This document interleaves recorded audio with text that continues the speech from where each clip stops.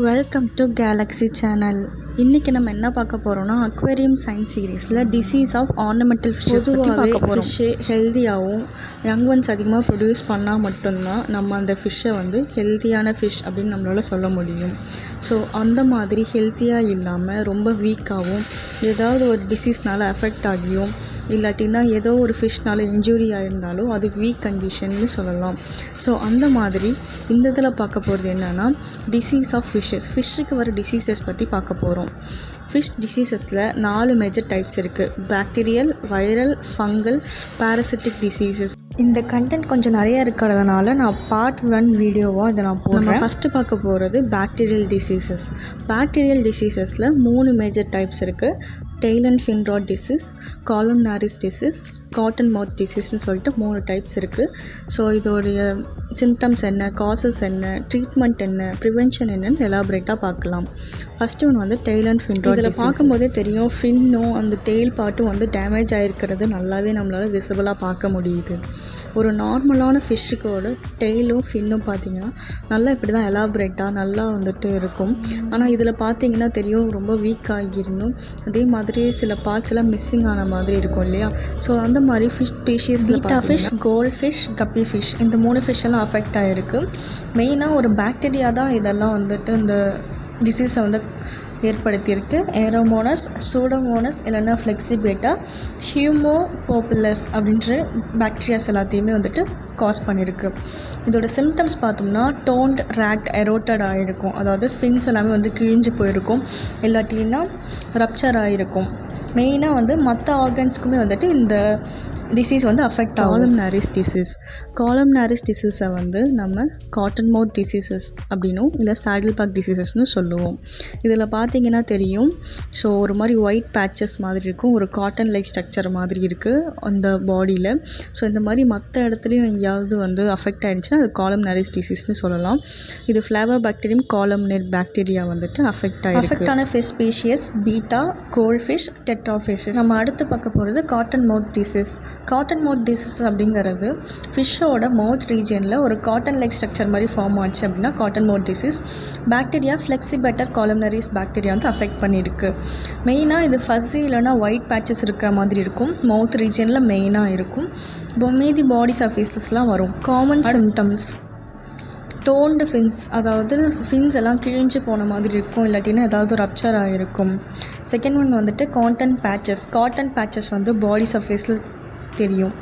அடுத்து white and fuzzy patches, அதான் அந்த ஒயிட் ரீஜன் மாதிரி இருக்கும், இல்லை ஃபஸியாக இருக்கும். ஃபிஷ்ஷு போக போக லெத்தார்ஜிக் கண்டிஷனில் போக ஆரம்பிச்சிடும், அதாவது லேசியாக இருக்கும். அடுத்து ஃபின் நெக்ரோசிஸ். ஃபின்ஸ் எல்லாம் ரப்சர் ஆகி பாடி பார்ட்ஸே வெளியே தெரிகிற அளவுக்கு தெரிஞ்சிடும். இதனால் என்ன காசஸ், இதெல்லாம் ஏன் ஆச்சு அப்படின்னா ஸ்ட்ரெஸ்ஸஸ்னால. மெயினாக ஃபிஷ்ஷு ஸ்ட்ரெஸ் ஆச்சுன்னா அது டெத் ஆயிரும். ஸோ அதே மாதிரி டிசீசஸ் வரதுக்கு நிறைய சான்சஸ் இருக்குது. Poor water management, water quality management புவராக இருந்துச்சுன்னா அப்படி ஆகும். ஓவர் க்ரௌடட் ஃபிஷ்ஷை ரொம்ப அதிகமாக ஃபிஷ்ஷஸ் வச்சுருந்தோம் அப்படின்னா இந்த மாதிரி சான்சஸ் ஆகும். ஸோ இதெல்லாம் எப்படி ப்ரிவென்ஷன் பண்ணுறதுன்னு பார்த்தோம் அப்படின்னா குவாரண்டைன் நியூ ஃபிஷ். ஒரு புதுசாக இருக்கிற ஒரு ஃபிஷ் ஸ்பீஷஸ் வைக்கிறோம்னா அதை தனியாக வைக்கணும். அடுத்து வாட்டர் பேராமீட்டர்ஸை மெயினாக மெயின்டைன் பண்ணணும்.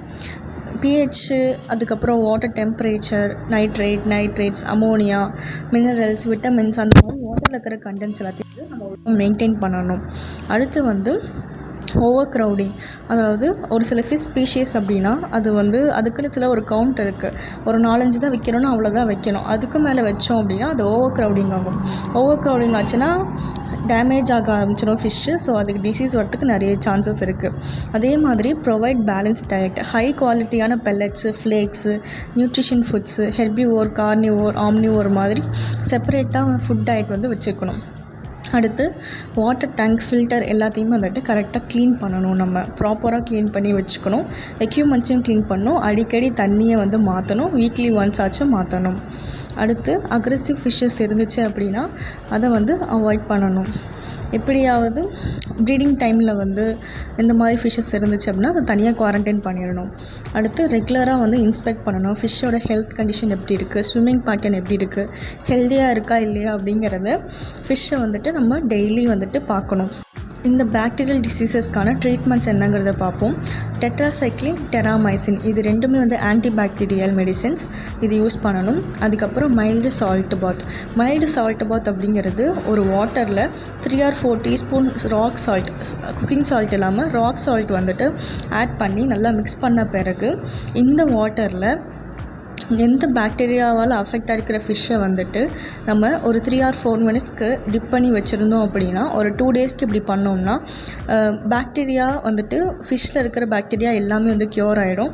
இது வந்து டெட்டால் மாதிரி ஆக்ட் ஆகும். அதாவது நமக்கு எப்படி நீம், டர்மரிக் அந்த மாதிரி ஆன்டிபாக்டீரியல் அந்த மாதிரி ஃபங்க்ஷன் ஆகுதோ, ஸோ ஃபிஷ்ஷஸ்க்கு வந்து இந்த மைல்டு சால்ட் பாத் வந்து ஒரு பெஸ்ட்டான மெடிசன் சொல்லலாம், ஒரு பெஸ்ட்டான சொல்யூஷன் அப்படின்னு சொல்லலாம். நெக்ஸ்ட்டு நம்ம பார்க்க போகிறது வைரல் டிசீசஸில் 2 டைப்ஸ் ஆஃப் டிசீசஸ் இருக்குது. ஒன்று லிம்போசிஸ்ட், இன்னொன்று ஹியூமரோஜிக் செப்டிசீமியா அப்படின்னு சொல்லிட்டு 2 டைப்ஸ் ஆஃப் வைரல் டிசீசஸ் இருக்குது. ஃபஸ்ட் ஒன்று வந்துட்டு லிம்போசிஸ்ட். இது டியூமர் ஃபார்மேஷன்னு சொல்லலாம்.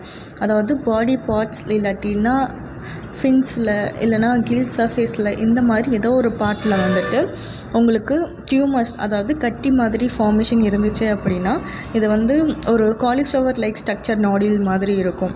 ஸோ இந்த மாதிரிலாம் உங்களுக்கு தெரிஞ்சிச்சு அப்படின்னா அந்த ஃபிஷ் வந்து லிம்போசிஸ்டால் அஃபெக்ட் ஆகிருக்கு நம்ம ஈஸியாக சொல்லலாம்.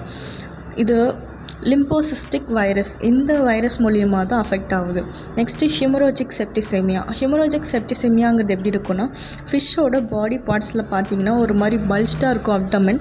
அதே மாதிரி பாடி பார்ட்ஸில் வந்துட்டு ப்ளீடிங் ஆகுற மாதிரி நமக்கு தெரியும், ஒரு மாதிரி ரத்தம் கட்டின மாதிரி இருக்கும். ஸோ அப்படி இருந்துச்சுன்னா அது ஹியூமரோஜிக் செப்டிசெமியா. வைரல் ஹியூமரோஜிக் செப்டிசெமியா தான் அந்த வைரஸ் காஸ் பண்ணியிருக்கு. இதோட காமன் சிம்டம்ஸ் என்ன அப்படின்னா, அதாவது சின்னதாக இருக்கும், ஸ்மால் டியூமர்ஸ் வந்து ஃபார்ம் ஆகும் உடம்புல. ஃபஸ்ட்டு காலிஃப்ளவர் லைக் நாடியூல்ஸ் இருக்கும். அதாவது இந்த கட்டி எல்லாமே வந்துட்டு மற்ற இடத்துலேருந்து ஈஸியாக ஸ்ப்ரெட் ஆக ஆரம்பிச்சிடும். அதே மாதிரியே இன்டர்னல் அண்ட் எக்ஸ்டர்னல் ப்ளீடிங் ஆகும், உடம்புல வந்துட்டு ரத்தம் கட்டின மாதிரி இருக்கும். அதே மாதிரி ஸ்கின் வந்து ரெட்டிஷாக மாற ஆரம்பிச்சிடும். அது பிறகு கண்ணில், அப்புறம் ஃபின்ஸு, ஐஸ் அந்த மாதிரி கில்ஸ் எல்லா இடத்துலையுமே இந்த ப்ளீடிங் ஆக ஆரம்பிச்சிடும். வயிறு வந்து உப்புன மாதிரி இருக்கும். லெத்தாஜிக்காக ஃபிஷ்ஷு வந்து ஃபீல் ஆகும். அடுத்து ரெஸ்பிரேட்டரி டிஸ்ட்ரெஸ், மூச்சு வாங்குறதுக்கு ரொம்ப கஷ்டப்படும். ப்ரீத்திங் டிஸார்டர் இருக்கும். ஸ்ட்ரெஸ் இல்லைனா அனோரெக்சியா, அப்நார்மல் ஸ்விம்மிங் பேட்டர்ன், அதாவது ஸ்விம்மிங்கை வந்து தலைகீழாக ஸ்விம் பண்ண ஆரம்பிச்சிடும். காசஸ் எதனால் இப்படி ஆச்சு அப்படின்னா, ஃபஸ்ட் ஒன்று வந்துட்டு ஸ்ட்ரெஸ் அண்டு வீக்னஸ். ஃபிஷ்ஷு வந்து வீக்காக இருந்துச்சு அப்படின்னா இந்த மாதிரி டிசீசஸ் எல்லாம் வரும். அடுத்து கான்டாக்ட் வித் டிசீஸ் ஃபிஷ், அதாவது டிசீசஸ் இருக்கிற ஃபிஷ்ஷோட நார்மல் ஃபிஷ் வந்துட்டு கூட இருந்துச்சுனாலே டிசீஸ் வந்து ஈஸியாக வந்து ஸ்ப்ரெட் ஆகும். அடுத்து contaminated water and equipment. So இந்த மாதிரி ரீசனால் ஆகும். மெயினாக ஓவர் க்ரௌடிங், டிரான்ஸ்போர்ட்டேஷன் பண்ணுறது மூலியமாகவும் ஆகும். ப்ரிவென்ஷன், குவாரண்டைன் நியூ ஃபிஷ், புது ஃபிஷ்ஷை வந்துட்டு குவாரண்டைன் பண்ணணும். அடுத்து ஸ்ட்ரெஸ் ரிடக்ஷன் பண்ணுறதுக்கு மெடிகேஷன்ஸ் கொடுக்கணும். ரெகுலர் இன்ஸ்பெக்ஷன் பண்ணணும், டெய்லி பண்ணணும். அடுத்து ட்ரீட்மெண்ட்ஸில் பார்த்தோம்னா டியூமர்ஸை சர்ஜிக்கலாகவும் வந்து ரிமூவ் பண்ணணும். அடுத்து மெடிகேஷன்ஸ் வந்துட்டு கரெக்டாக ப்ராப்பராக கொடுக்கணும். இந்த வீடியோ ரொம்ப லென்த்தியாக போகிறதுனால நான் ஃபங்கல், பேரசிட்டிக் டிசீசஸ் எல்லாத்தையுமே உங்களுக்கு தனியாக ஒரு பார்ட் 2 வீடியோவை நெக்ஸ்ட் வீடியோவை நான் செப்பரேட்டாக உங்களுக்கு நான் போட்டு காமிக்கிறேன். ஸோ இந்த வீடியோ பார்த்ததுக்கு தேங்க்ஸ் ஃபார் வாட்சிங். Please subscribe to my channel.